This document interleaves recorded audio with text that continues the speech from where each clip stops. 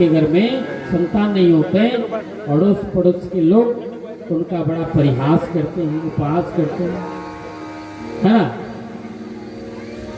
और बड़ा उलाहना देते हैं। कहते हैं कि इसके हाथ से तो देवी देवता पानी नहीं लेंगे, जल नहीं लेंगे, पितर भी जल नहीं लेंगे। इसलिए ये आत्मदेव बड़े दुखी थे। एक दिन आत्मदेव दुखी होकर के जंगल में गए, एक पोखर के किनारे बैठा और रोने लगे, है ना, बैठ गए ऐसे और रोने लगे, आंखों से आंसुओं की धारा। उन्होंने कहा कितना गाली सुनेंगे, कितना उलाना सुनेंगे, आज जो है जीवन को माने आत्महत्या कर देंगे जल में डूब कर। संयोग से एक महात्मा जी का आगमन होता है।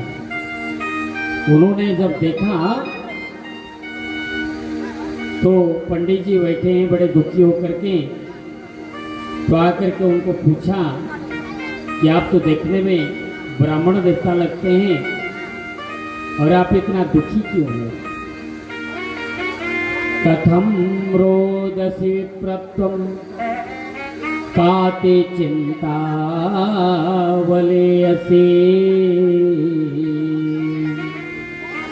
वदत्वं सत्वरं मह्यं स्वस्य दुःखस्य कारणम्।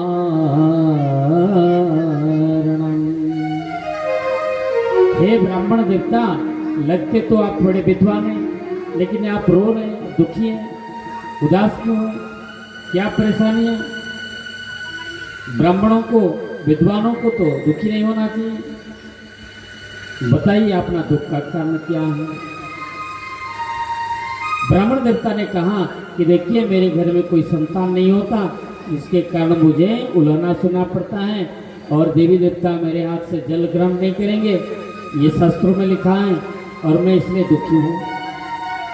और मैं जानता हूँ कि महात्माओं का दर्शन होने से असंभव कार्य भी संभव हो जाता है,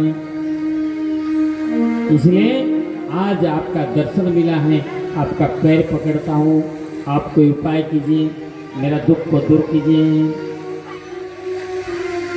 तो महात्मा जी बोले कि शांत हो जाओ, मैं देखता हूँ क्या कारण है, आपको क्यों संतान नहीं हो रहा है। महात्मा जी थोड़ी देर के लिए ध्यान में बैठे और फिर ध्यान से जागृत होकर के बोला कि देखो महात्मा जी, ब्राह्मण देवता, आपका इस जन्म तो क्या, अगले 7 जन्मों तक भी संतान